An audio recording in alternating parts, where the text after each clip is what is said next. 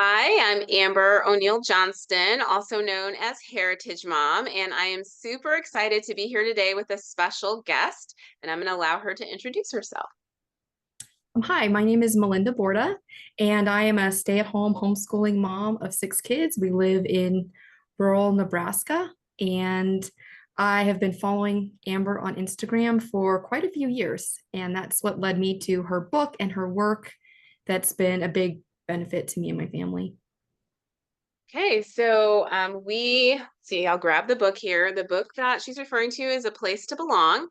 And I first noticed on Instagram where Melinda was talking about this idea of really, after reading a book, looking at the bibliography and or citations and really digging into those for further exploration. And I've been kind of fascinated. Yes, my interest is biased because she's doing it with my book, but I think it's just a stupendous idea regardless of the book, and I wanted to learn more. So let's start out with you telling folks what made you want to read A Place to Belong and what were the ideas or thoughts that stood out to you most?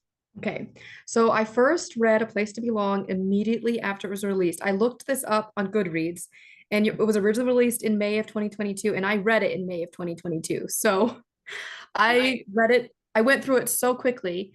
And I went into it expecting it to be primarily about, you're a Charlotte Mason homeschooling mom, I'm a Charlotte Mason homeschooling mom, and that it would be like, here's the books you need to read in order to be more diverse. So that's what I was expecting. And you did that, but you did so much more than that. And the biggest things that I remember from my first time reading through was actually how you talk about creating a family culture for your kids and for your home and a sense of belonging. And you talk specifically about how to create that if you don't feel like you have that either from extended family or a strong cultural or ethnic connection. Like, what do you do if you're starting from scratch and trying to create a sense of rootedness and groundedness in your family for your kids? And I had been asking myself those questions for several years and just kind of feeling at a loss as to how to create those connections for my kids in our own family. And it completely blew my mind when you talked about how everybody has culture, because I mean, obviously I'm white. I'd never thought about white culture or what that means or my extended family. Like, how do I bring that into our home? And you answered like all of my questions. You gave me tons of ideas on how to do that. Like, it's not just read books. There's so many practical ideas.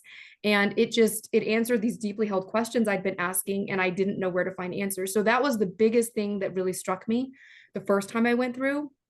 And then the second thing was how you talk about the windows and mirrors for our kids, that our kids deserve to have books that mirror themselves back to them, whether that's with race, ethnicity, gender, what they're going through in life. And then they also deserve, though, to have window books that allow them to see other people in respectful ways that are different than them in some way.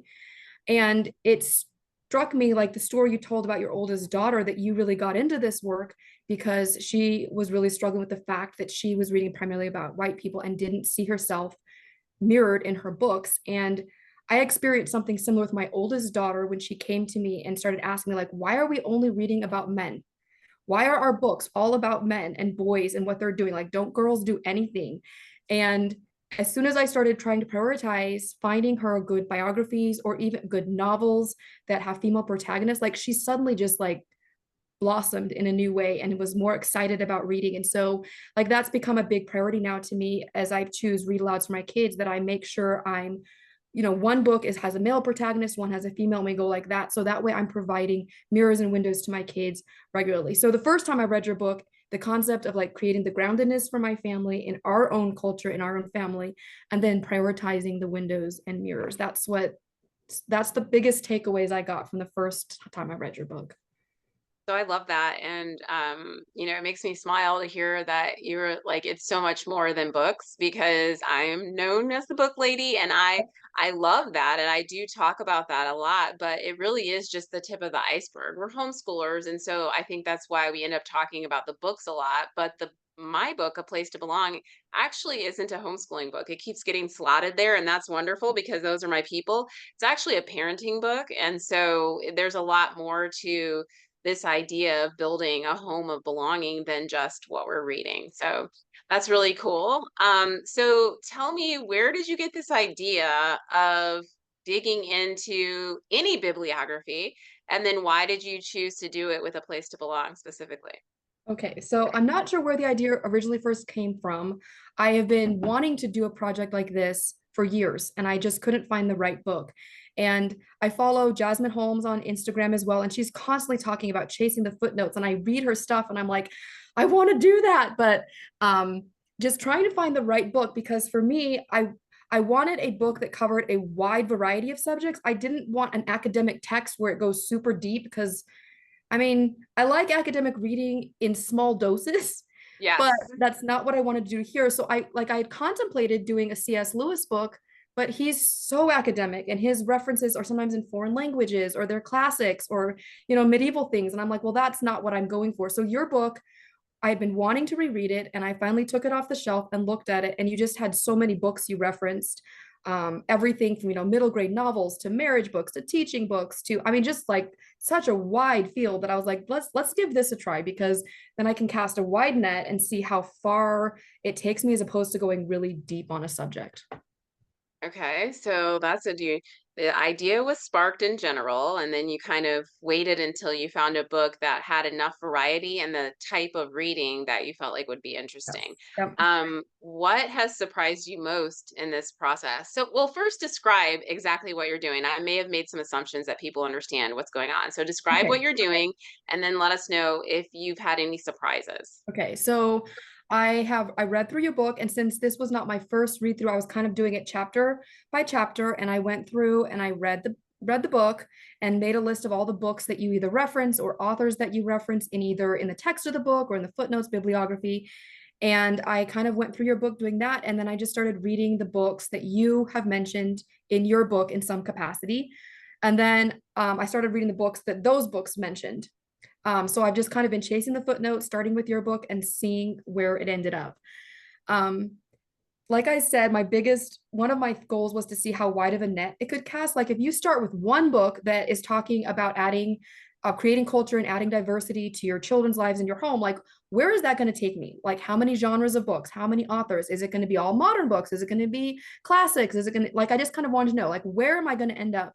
And even though that was my goal, I have actually been very shocked at how wide it is. Like it hasn't stuck to just nonfiction. It hasn't stuck to parenting. It hasn't stuck to any one topic. Like it's just, I have read poetry. I have read Shakespeare. I have read biographies. I've read books about marriage and parenting.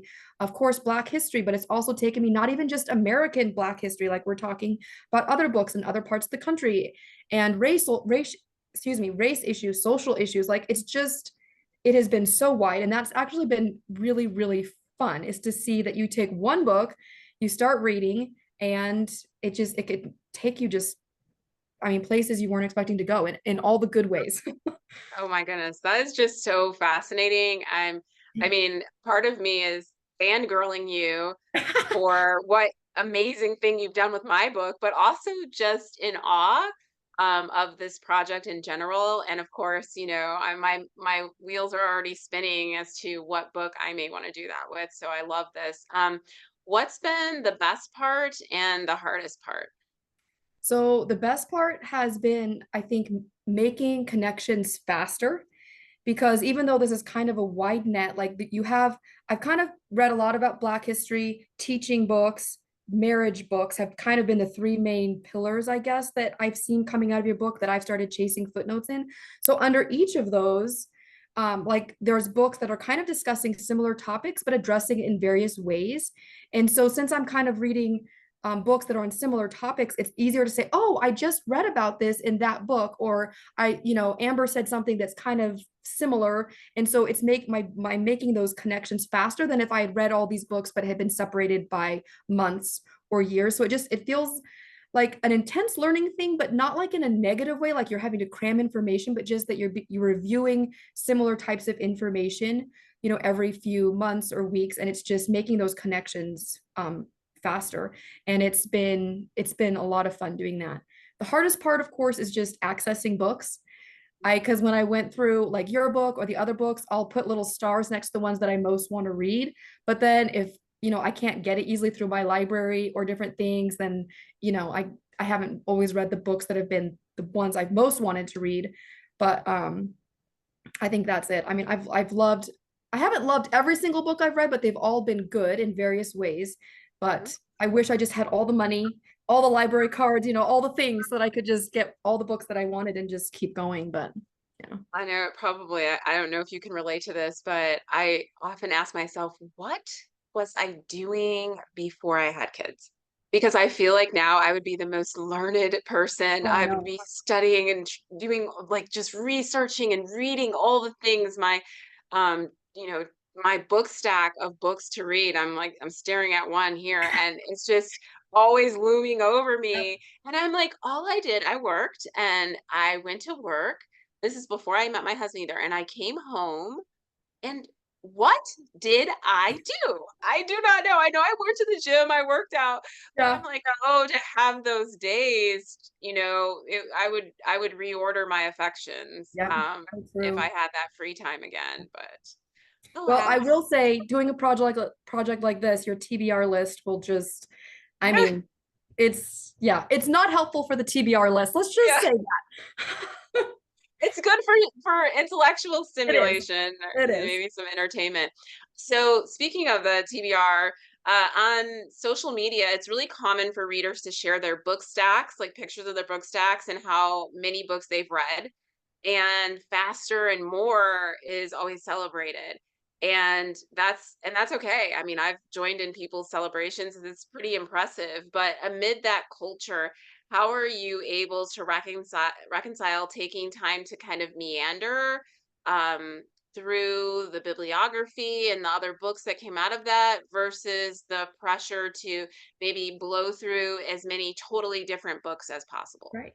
So I think for me, it's mostly making sure that I'm not just reading books from the bibliography or from one reading project because I would get burned out very quickly. And there actually have been times, we're 6, almost 7 months, I guess, into the year. And there have been times where I've read, particularly, there have been some heavier books. I mean, From Scratch by Tembi Locke. That was like the first book I read, which was amazing, but it's also very heavy. Yeah. And so I kind of made it halfway through that book and was like, I need a break.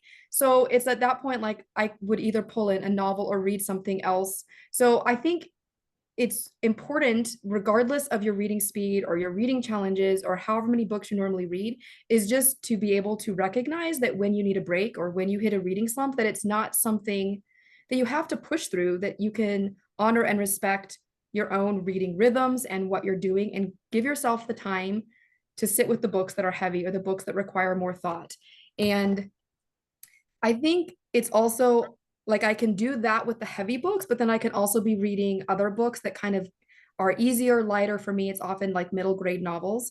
And so you can kind of do both without completely stopping reading, altogether. And I think that's the biggest thing. But then also just as much as I possibly can, not prioritize those numerical goals and really focus on, what is it that I want out of my reading life? Because when I stop and think about it, it's not like, oh, I want to read, 200 books this year. It's really, I want to know more. I want to understand, whatever subject or whatever goal it is that I have better. And so to focus on those non-numerical goals kind of helps just to keep it all in the correct perspective and order for what I want to prioritize in my reading life. Oh, that's really good. So this is a little bit off subject, but I'm sure people will be dying to know. Mom of six, when do you find the time to read? Tell us your secrets. Let us in. So I do a lot of audiobooks, and I know that can be controversial as to whether that counts as reading, but I absolutely count it as reading. I read a lot to my kids. I read after they go to bed. It just kind of depends. And I also do try, like I said, like I will go through weeks where it feels like I can never pick up a book. But then when I do have the time, or when, my kids are actually playing well, because they'll go through seasons of playing and entertaining each other really well, like just being able to pick up a book and read. Um, but that's also why I always have multiple books going, because if you're only catching a few minutes here and there, in between needing to do something with the kids, like you're not reading a heavy book. You need to have something lighter, a book of poetry or a novel or something really light going. So honestly, it's a lot of just reading in small bits of time. I love that. I mean, that's real, right? So you're Um, saying that it really has to do with your expectations. Like, yeah, and it's not going to be a 2 hour block right, all the time to sit down and read, but you're catching it here and there. And I love that because it's really establishing a lifestyle, a reading lifestyle, right? Where you're able to fit it in here or there. When people ask me that, I'm always, same thing, same answer, lots of audiobooks, catching time here or there. I'll take the 10 minutes, if right, that's what I have. The other thing is that we choose how we spend our free time. So I don't watch TV. Like, I'm not a TV watcher. I will watch like stuff with my kids. So if we're doing like family movie night, or if the kids are like, "Oh, mom, come watch this with us," whatever, I'm right there, popcorn in hand. But in terms of my alone time, that's not usually ever right. Yeah, how I, do that. So I think to myself, well, do you have a favorite show that you like that you watch every week or at night? Imagine if instead of that you were reading. right. So that's kind of that's how it's been for me.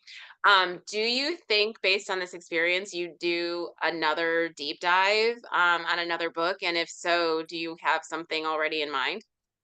Yes, I would absolutely do it again, but no, I do not have a specific book in mind. It took me several years to find your book for this, so we'll see. I will say, like, as I'm reading now, I am more aware of, say, the footnotes and things that other books reference. So I think I would be more likely to just, even if it's not like a full blown project, like being reading a little bit more in certain areas that interest me. I'm kind of contemplating, like in 2025, doing a little spin on this because I've noticed as I'm reading with the footnotes of your books, I've only made it like three generations, your book, the books you mentioned, and the ones those mentioned. And I haven't gone any deeper than that. And that's not been intentional on my part. It's just the way it's worked out so far. But I'm kind of wondering next year, wherever I'm at the end of the year, just kind of being done with your footnotes and the ones in those, and then kind of go a fourth and fifth layer and just see what happens and what kind of insights that might possibly bring. We'll see though. It's still what, 5 months or something. Yeah, So I feel like I'm anything could I happen. know I'm very much a mood reader, so we'll just have to see what's intriguing me at the end of the year when I'm planning next year. So Well, that was in I think it was like a parents review article. I'm trying to remember where like, the actual source of it, but when it was talking about like a mother's always have a stiff read and an yes, easier yep, read, and I that really resonated with me. I think that's yep. natural, right? Because you, like you said, you can constantly read. It's almost like your dessert stomach and your dinner Mhm. stomach. You're Yeah. like, I'm So full true. from dinner, but I can still have some pie. Right. Our reading is like that as well. So um let's see, I had a question that I was about to ask you. Oh my goodness, what was I was going to comment on, I think that what you're doing is courageous or brave, because when you're willing to read something that you didn't necessarily choose or come up with on your own, you're opening yourself up to reading things you don't agree with. You may not agree with, or you take the part you can take from it and discard the rest or whatever. And I think that wow, that wide and expansive reading that kind of gets us out of just our like the spot where we normally hang, or with the people and Right. the thoughts that we're normally around. Because I know, even it's my book, and I can say in the bibliography, those books, I don't agree with everything Right. that's in all the books that I referenced, right? So I shared a certain part of it, but then you're going and reading the whole thing, and surely there's something else that you're like, huh, I understand this, or this resonates with me, or this part doesn't, and so on. So I wanted to make that comment. I really feel like it's a brave way to read. Thank you. But that's part of why I do it too, is it is a good way to make sure that I am exposing myself regularly to things that I either haven't thought of or that I potentially don't agree with because I don't want to live in a bubble. I don't want to live in an ideological bubble, a religious bubble, a social bubble. Like I want to be paving the way for my kids. And I can't do that if I'm also not doing what I can to intentionally pursue that also. And so this, I mean, this is a really good way to do that because you're right. Like, I mean, you're not going to agree with everything in any book you read, but this is a good way to make sure you're not just living in the bubble of what, my own comfort is and what I would normally choose to read on my own. I Yeah. really like that. Well, thank you so much for your time today. I am fascinated. I will continue to watch your journey. I can't wait to share this with viewers. And I think that there are a lot of moms who are going to be motivated and inspired, as I was, by what you're doing. So thank you for taking a moment to like randomly, I'm just like, hey, can we talk about it on video though? Yes. So thanks for being a good sport and jumping on with me. And I look forward to keeping in touch and learning more. Yeah. Thank you so much, Amber. You're welcome.